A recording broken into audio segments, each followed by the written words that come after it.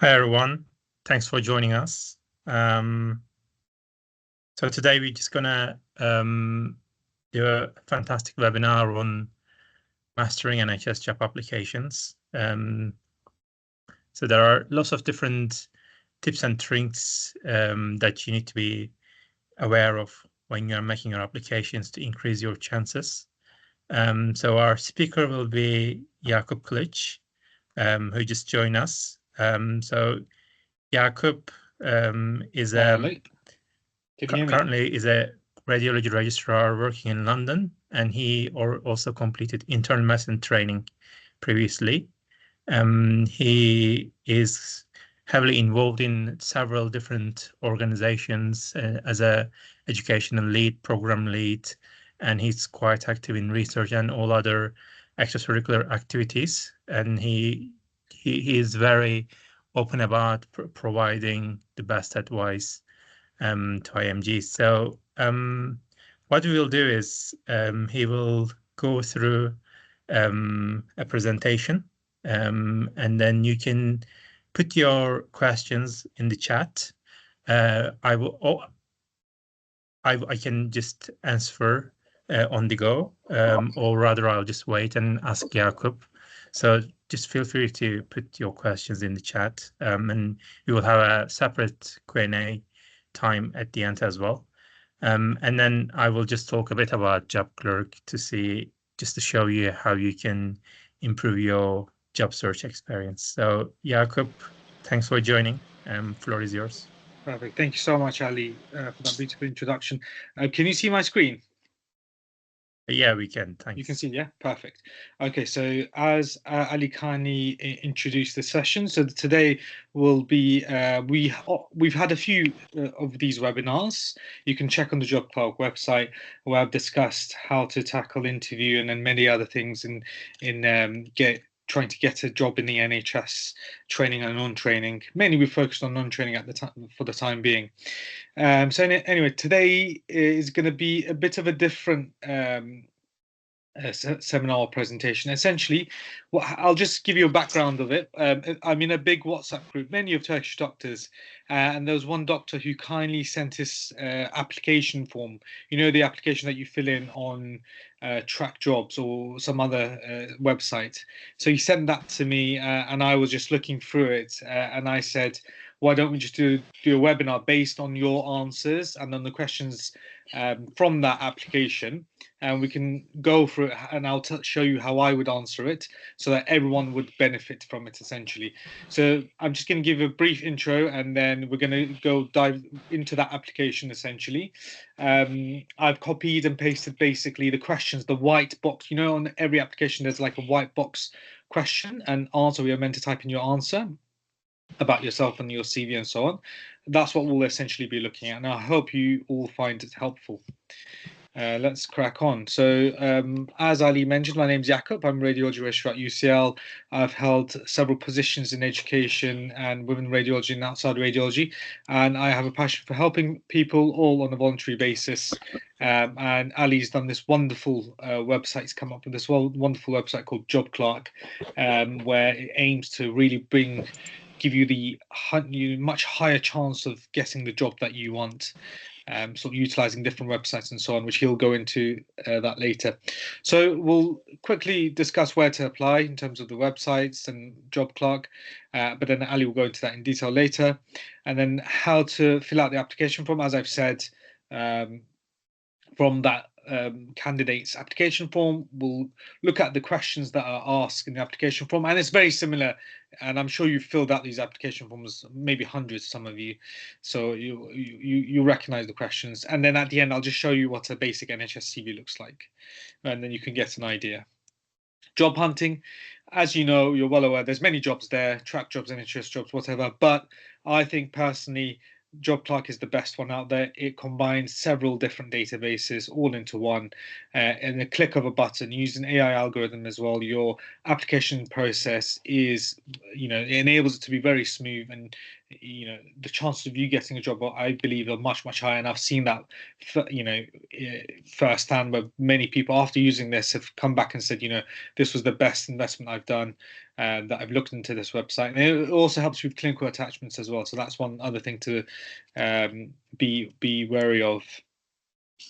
In terms of once you get interviews, or even applying for the jobs itself, this book is very, very good. You should learn this book inside out, like the Bible. It's got such good information, how to answer white box answers, and interview. How you can use it for interview as well. It's mainly an interview book, but it works for both essentially. This is one piece of resource I would say that you should definitely look at if you're applying for jobs in the UK. Moving on. Now, every job that you apply for has an essential criteria and a desirable criteria. This is very pertinent that you look at this when applying for jobs. Now, I myself have been involved in non-trainee interviews and helping with sort of recruitment. And one thing that they really, really hone into and look at is the essential criteria, how you meet the essential criteria, how you prove that you've met the essential criteria. One of the biggest mistakes applicants make is they say things like, oh, I've got good communication skills. Oh, I'm an excellent team member. But they fail to show that. They fail to shine in their application. And the biggest thing that candidates do is they don't show off. Guys, it's so key to really show off your assets, your qualities, your interpersonal skills, all the skills that you have. It has to come across in the application, or else the person reviewing the application, like myself, won't know. And the way you do that is, depending on the type of question that's asked, you have to show how you meet how you have all of these skills. For example, if you have good communication skills, make sure always to give a good example, back it up with, how it improved you as a doctor and why you're the best candidate, and showing reflection in all of your answers is key, and this is what they look at.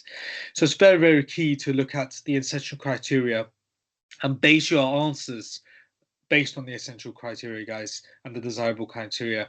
This is literally a marking scheme they've given you. This is golden, basically, because these are the parameters that we look at in assessing your application. So it's very, very key. I need to emphasize this a lot. This is very key in being successful, looking at this criteria. If you have any questions, guys, leave it to the end, or as Ali said, just type it in the box and we'll answer it as we go along or at the end. Another tip before we get into the application: really do research into the hospital or institution that you are applying to, or you've applied to. Know a bit about the hospital, what they're famous for, what they're good at, what they're bad at.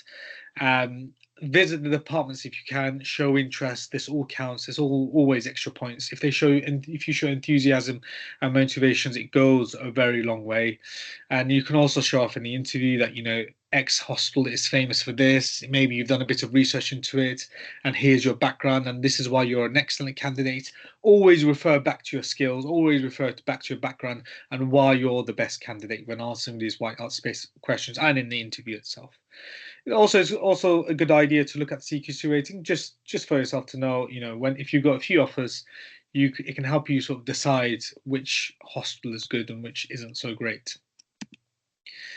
Now, these bullet points are key. So having interviewed a lot of people and worked with people that interview, these are essentially, so they get like a A4 piece of paper, and it's marked out of 10. I'm just giving an example out of 10 or whatever it's marked out of. But these are the main things that they look at. How has the candidate demonstrated enthusiasm for the specialty that they're applying for? Have you done taster weeks? Have you worked in the specialty in the past? Why are you interested? And what skills can you bring to the department? Have you done a placement taster week? Again, this goes a long way. Doing taster week, maybe a 1 week or 2 week thing, but trust me, makes a big impact on the application when they're scoring. QIP audits and research at any capacity that you have. Very important to show this in your white space answers, as again it scores points. They want to see how you've prepared for the job. As I mentioned, have you done all of the above being one?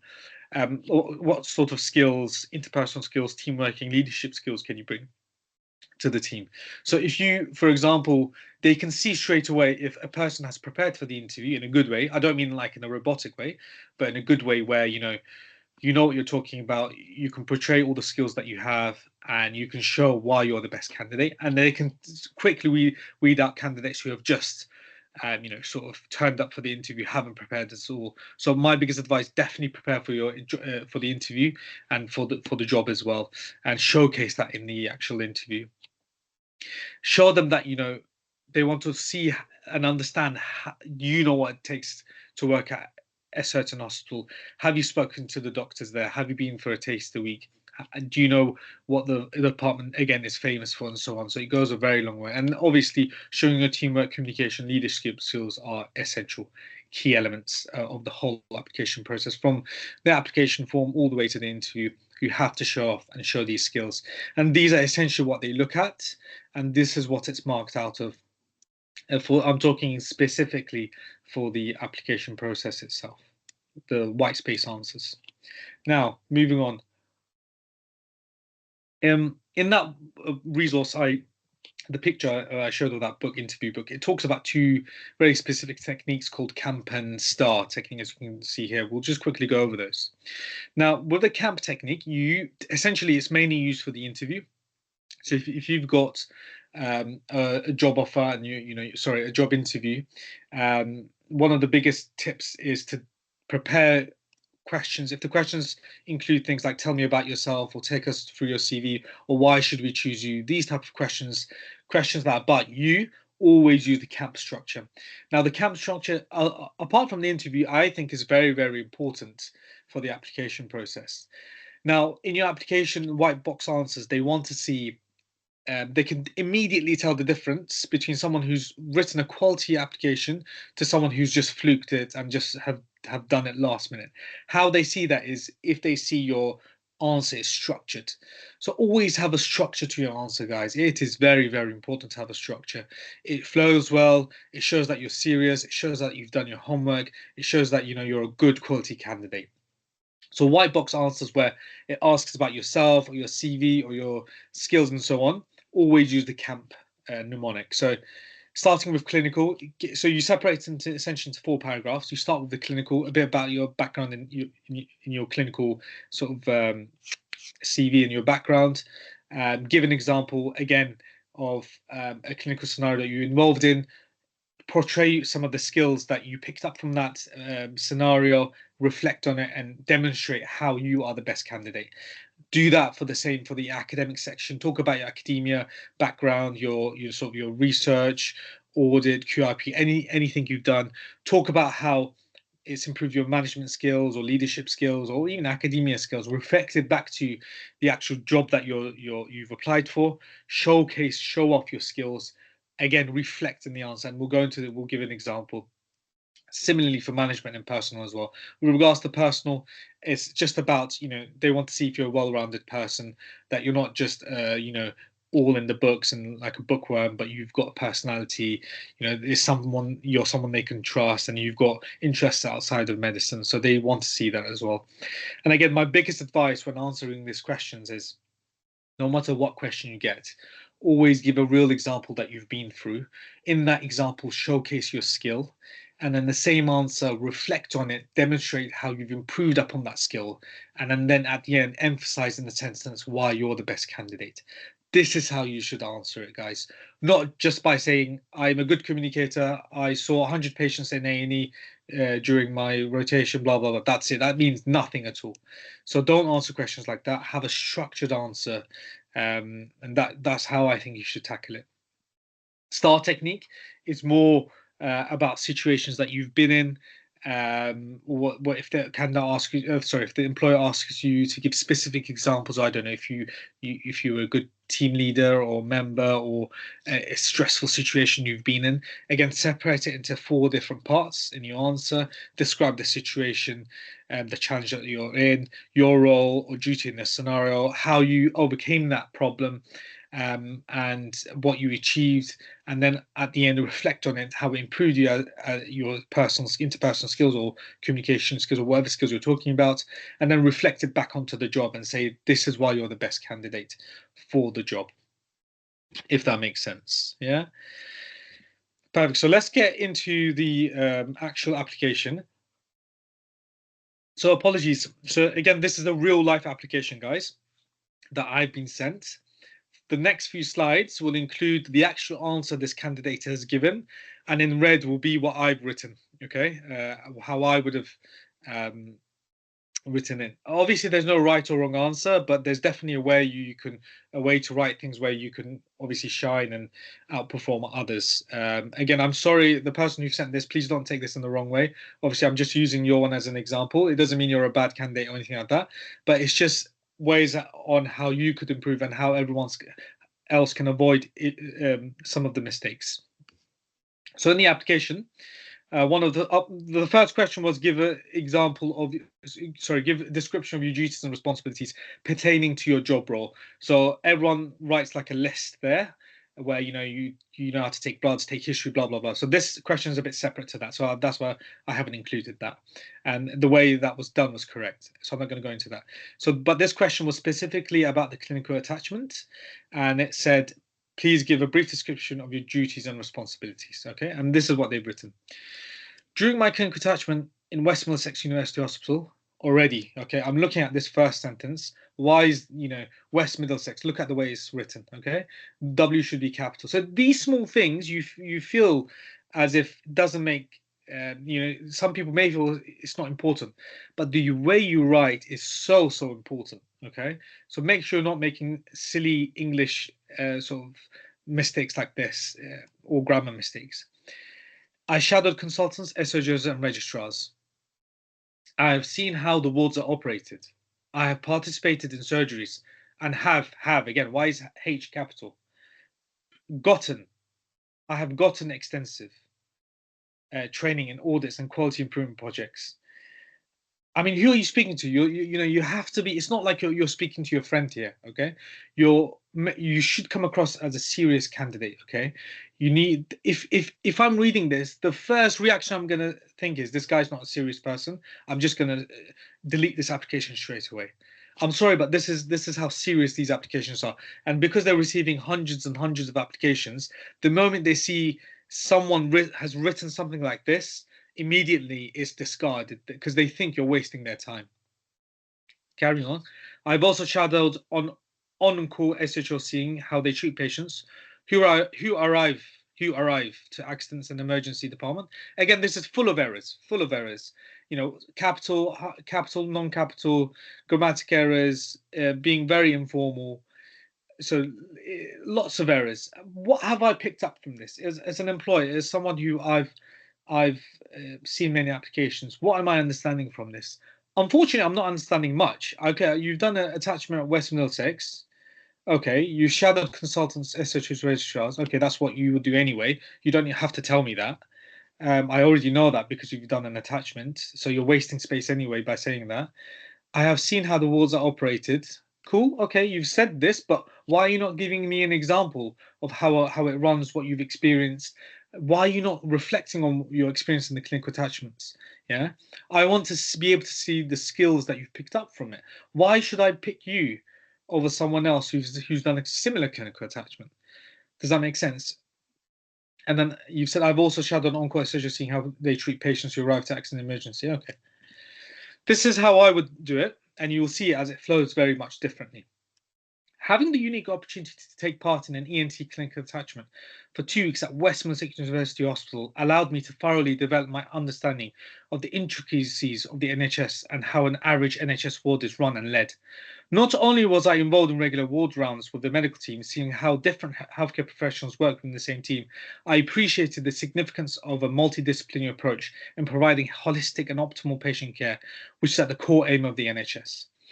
So immediately, I can see from the get-go, I can see this candidate is serious. He knows what he's talking about. He's talking about there's key elements you have to put in the answers, such as MDT, multidisciplinary, medical team, things like this, holistic and sort of holistic care, and the essential core aims of the NHS. Things like this, core sort of phrases that you need to include in the answer that will enable them to answer, okay, this guy knows what he's talking about. He's clearly had some experience. from that clinical attachment, and he's taking it seriously. And you've said how it's affected you, how it's your actual experience. Furthermore, being actively involved in the acute on-call rota, I was able to learn the basics of post-take and take of an acutely unwell patient. For example, I was allowed to clerk a patient in from the beginning and formulate a plan. This was then checked by the consultant. This experience will allow me to be an ideal candidate for this post. On reflection, I appreciated the importance of safe patient escalation to a senior and the steps required to ensure this happens.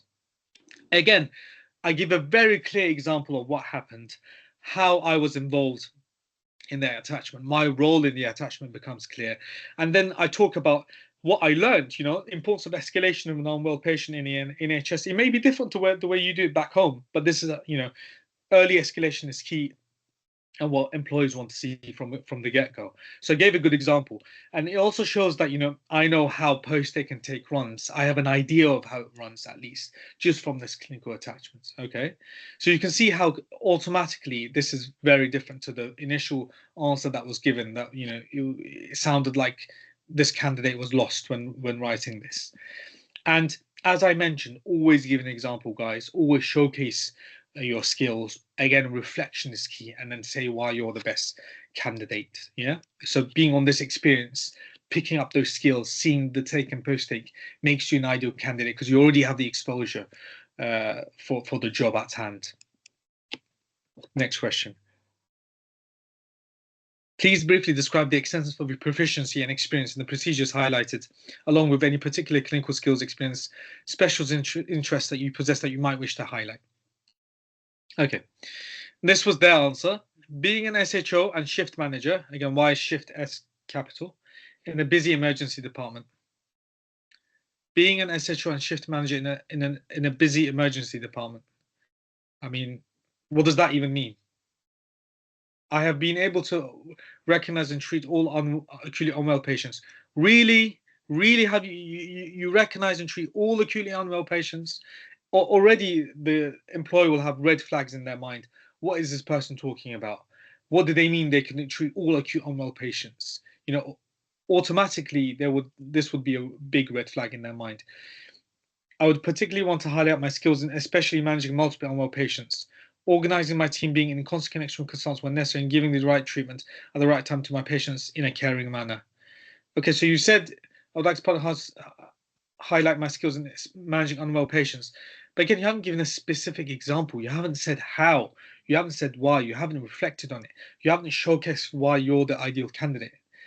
This is the biggest issue. This is why, despite, I know a lot of the people that apply currently are doing these mistakes. And what's happening is the employer is seeing this and they're automatically saying, they're looking at that checklist for the initial one that I showed you, and they're saying, okay, how does this candidate fit, tick all these boxes? Clearly you're not. If you're just giving this, it is as if you've just written this in 2 seconds and just for the sake of it and not really thought about what you're saying. So again, it's so important to highlight your skills, reflect on them, and explain why you're the best candidate and how you can bring your skills across. This is what I've written. Again, separated into many different categories. Because I'm a radiologist and I'm just talking about my background in the past. So this is a bit radiology related. But it's still the same concept based on this question above, yeah? So highlighting essentially the question is asking you to highlight the interest in your skill sets, okay? So what I've said is, rotating through multiple specialties during my foundation and core medical training has allowed me to appreciate the importance of imaging in helping diagnose patients. As a core medical trainee, I've developed my key decision-making skills, guys. See, I've said here key decision-making skills. So already I've said I've done multiple rotations, a bit of my background, core medical training, and then I've gone into a skill. I've developed key decision-making skills. And then I go into give an example. For example, prioritizing and escalating unwell patients. On my radiology tasting week, I similarly observed the radiology registrar vet and prioritize imaging requests. Already having these skills, where I'm able to work well under pressure, makes me an ideal candidate. So do you see how here, in just a few sentences, in one paragraph, I've talked about my background, I've reflected on the skills that I've developed, and I've also given an example from a tasting week or a clinical attachment, and I've said why I think I'm the best candidate. All in a few sentences, guys. And this is how it's meant to be. Moving on. Then I talk about another skill. Clear communication skills is a key skill to have to be able to thrive under pressure.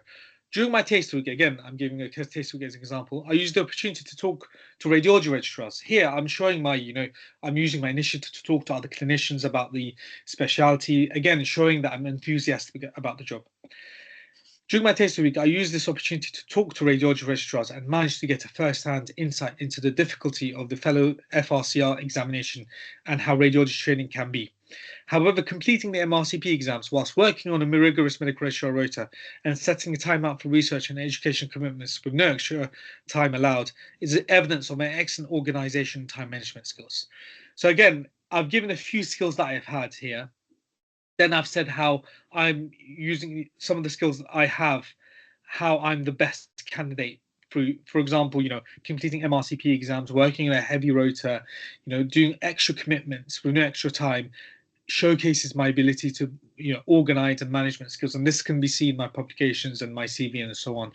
And I've also talked a bit about communication. Again, do you see how important it is to showcase and show off your skills here, your background, your CV? Even obviously no one's saying go and write paragraphs and paragraphs, but be concise, to the point, give examples, and then highlight why you're the best. And then the last thing, how I rounded it off, is as a medical registrar, again, going back to my previous experience, similar to how a radiologist would have a specific way in which they would report a certain study, whenever I come to an on-call medical shift, I would ensure I arrange the jobs and team location in a systematic way to achieve maximum patient safety and efficient teamwork. For example, on a night shift, I would ensure patients are safely handed over. The junior members of the team have adequate support and feel empowered to raise alarms when required and regularly communicate with me to facilitate a harmonious shift, ultimately reducing the amount of stress. On my radiology taste week, I witnessed how similarly the senior radiology registrar would distribute the workload to the junior registrars and regularly checking if they were unsure of any finding on a scan and escalate to consultant when appropriate. I believe, given my achievements and experience, my excellent communication, organising, teamwork skill will make me a valuable radiology registrar or valuable XYZ, whatever job you're applying for. So do you see how I give you an example, how I reflect on it, how I emphasize why I'm the best candidate for it, and I emphasize how I've learned from the skills, and I give a specific example as well, guys.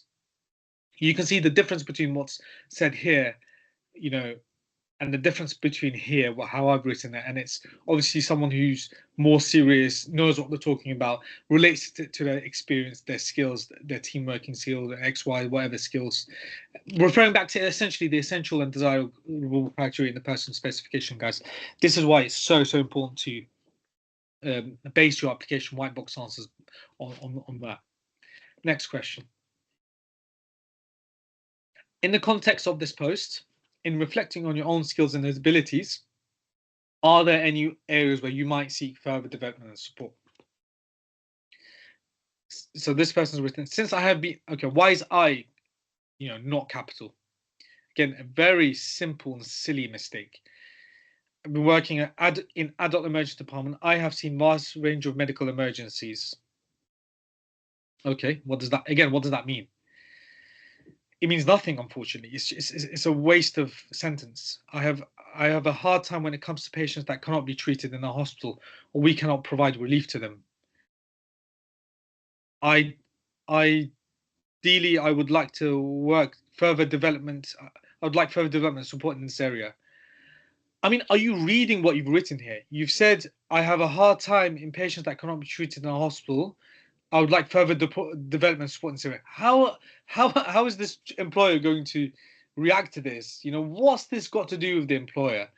The question is, what do you want to do? How do you see yourself developing, and what kind of support would you look for? This means not, again, I was very confused when I read this. I was honestly shocked when I read this. I mean, what does this even mean? It doesn't make any sense at all. You have to talk about things like how, as a doctor, you would improve yourself, not just clinically, but like non-clinically as well. In academia, team working, management, communications, whatever it is.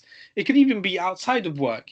Specific things you're interested in, how you can develop yourself as a doctor.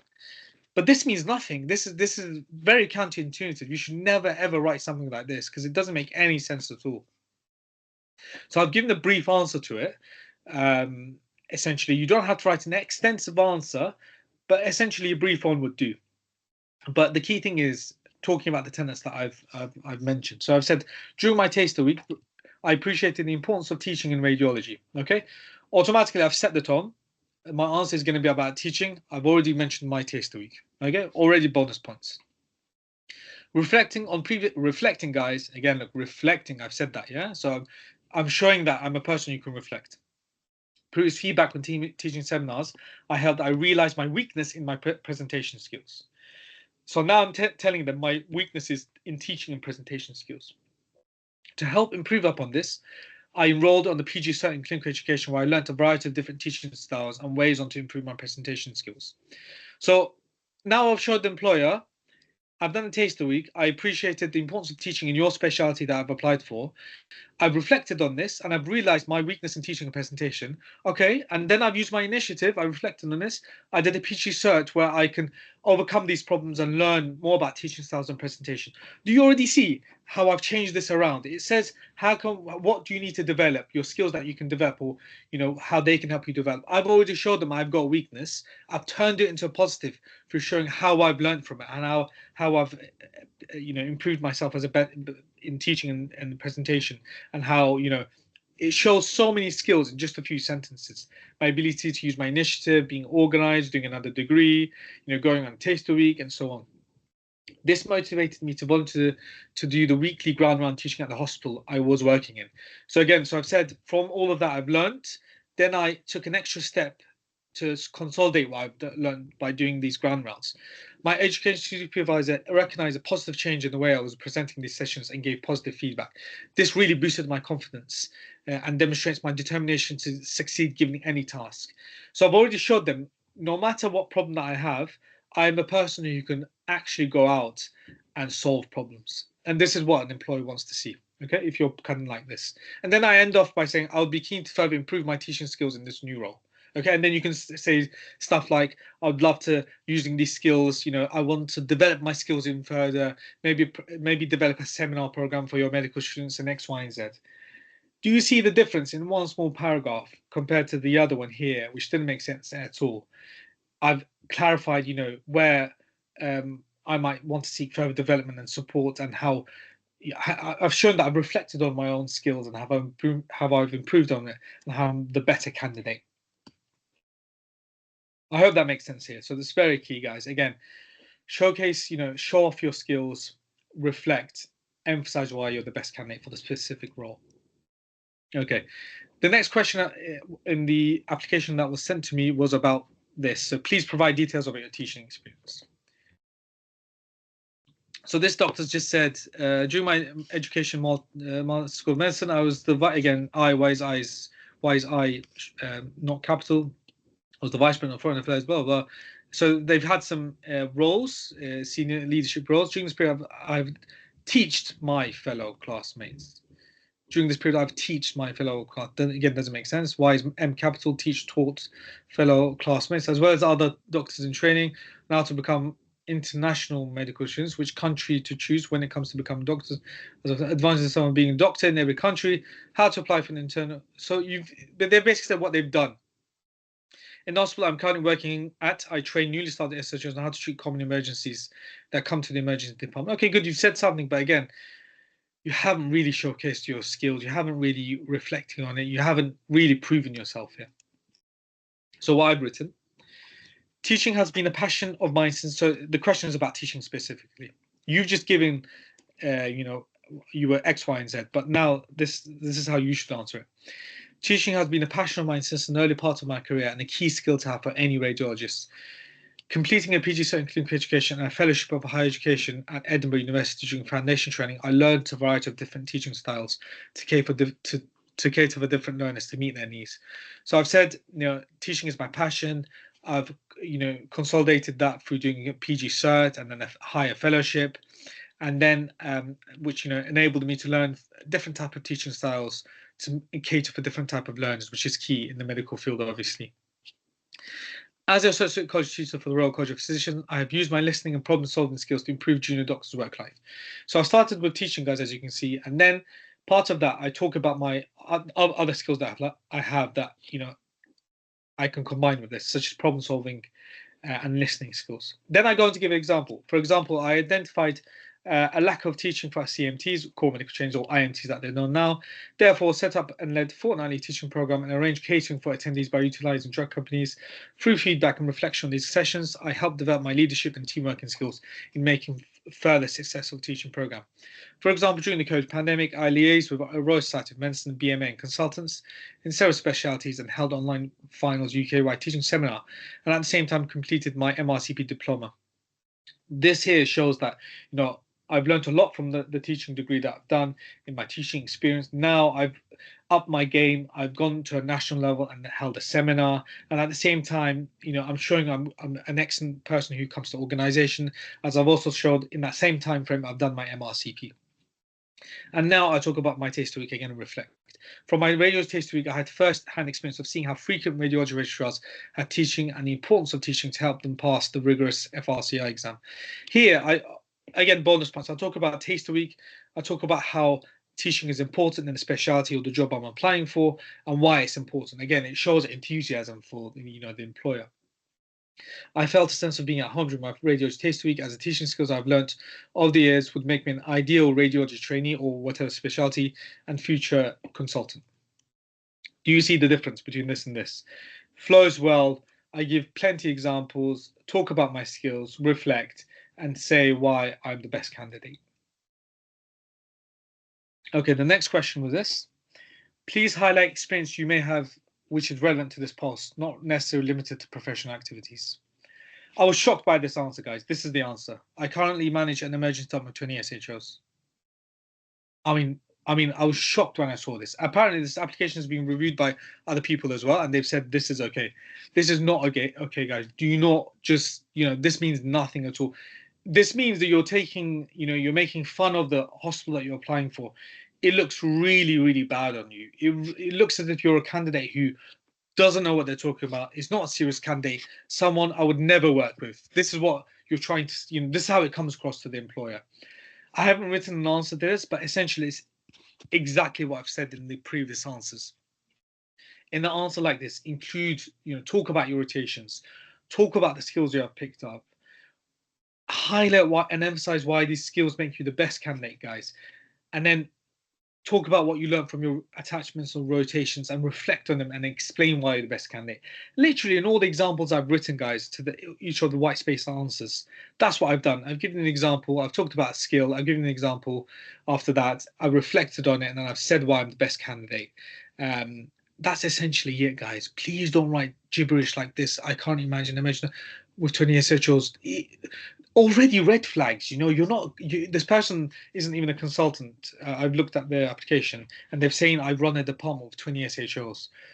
It's crazy to say something like this, and immediate red flag for the employer. So please, guys, refrain from saying things like this. When I say show off, I don't mean show off like this. I mean show off your skills. Obviously more things that make more sense, like your leadership, teamwork, communication, listening skills, and so on. Not like this, guys. So be very, very, very careful. And then another question that was here, I think this was the last question. Describe situations where you have been involved working in a team, not necessarily limited professional activities. Okay. So it says, give an example of teamwork. It doesn't have to be related. You don't have to relate it to work. Essentially, that's what it says. And this applicant has written, during one of my shifts in the emergency department, we had a call from the ambulance saying they had a car crash with 4 patients coming to the hospital. We, as 4 doctors, SHOs, why do you have a numerical there? Again, wrong. A patient, 4 doctors on call, also called anesthesia in case it just doesn't make sense, guys. Unfortunately, I'm reading this and already I'm switched off. We divided the patients among us. Most experienced got the worst. A patient, again, you need to be more professional in the way you write this. Least experienced got the least hurt patient. Again, doesn't make any sense. If any point we were free, we helped the other doctors working efficiently as a team, and were able to stabilize all of them within an hour. So many mistakes in just this one paragraph. So many red flags immediately from this paragraph. Again, if I was to see this application, I would throw it away straight away, because again, the candidate doesn't know what they're talking about. unfortunately, here. Again, also, they've caveated and said not necessarily limited to the professional activities. Okay, so you can write about something that's not limited, not clinical. So this didn't have to be about sort of your clinical background. It's giving you opportunity to write about other stuff as well. Okay, so here's what I've written. I've written this about my academia background, and the reason it's important to do that, you need to show the employer, you do other stuff as well, not just clinics or clinical. You may be good clinically, but they want to see, are you good in academia, in audits, QIPs? Do you have a personality? Do you do tenets? Do you have, extracurricular activities? Do you do charity work? They want to see a lot of this as well. So I've given them a non-professional activity. So I've said, being passionate about academia has allowed me to build upon both of my teamwork and leadership skills. Okay, so I've said here I'm passionate about academia. Again, shows difference. And then I'll talk about two skills straight away: teamwork and leadership. Whilst working with an imaging research group, being a key person in the team, I was asked by my supervisor to teach new fellows on how to analyze and segment ultrasound images to be used for research. This would often involve me coming on my days off to spend time teaching, thus taking up a lot of time. So I've set the tone here. There's a problem at hand. My supervisor has asked me to teach these students or doctors who are coming onto the team, and I'm going to showcase my teamwork and leadership skills here. Using my initiative, I created short videos online on how to segment ultrasound and distributed this to new fellows, allowing them to watch it in their free time. This subsequently forced me to continue working on other projects, thus helping the team, and at the same time enabled me to have more time to complete my MRCT diploma. This was only achieved by executing excellent organization and clear skills, communication skills. Doing this as a team, we managed to publish high-impact papers and present in multiple conferences. So automatically here, I've answered their question. I've mentioned different skills that I have had. I've given clear examples.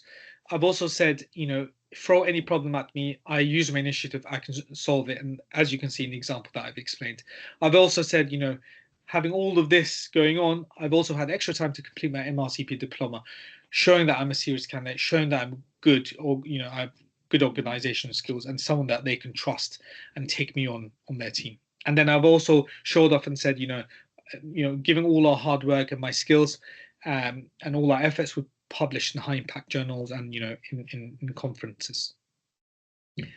Completely different to what's said here, obviously. Okay, so I hope that makes sense, guys. That was the application form. That was all the questions in the application, the important ones in the application forms. I hope that makes sense. I'm just going to quickly show you the CV that I mentioned. You can Google this CV. It's a very basic CV the BMA has done. This is what it looks like. It should be a bit about yourself on the top, your brief employment, your qualifications, educations, your awards and prizes, courses that you've been on, and then your publications and your QRPs and so on. If you Google BME medical CV, it comes up. Okay, it's important the way this is organized in a way where all the questions in the application, white space applications, are asked, and even in training. So it's always important to organize your CV according to that. And once you apply, you'll see what I mean. It will make more sense. So I hope that was clear, guys. Any questions, please feel free to ask. And also, you have to, for each application, you have to, shape it in a way it fits that application. And their requirements. So it'll be different for different type of jobs. So you have to change or continuously change the application form and your answer slightly. So no, I would use it to help, but I wouldn't purely use it, if that makes sense. Yeah, similarly, this is what we always recommend in our website. If you use the AI personal statement that we provide as a service, it's always better to go through, proofread, and tweak the words around, because there are certain things that will scream as AI, but definitely get help to, like, as a proofreader with your grammar and everything. And as I mentioned in the chat, so what we are going to do, hopefully in a couple of weeks, you will have a chance to upload the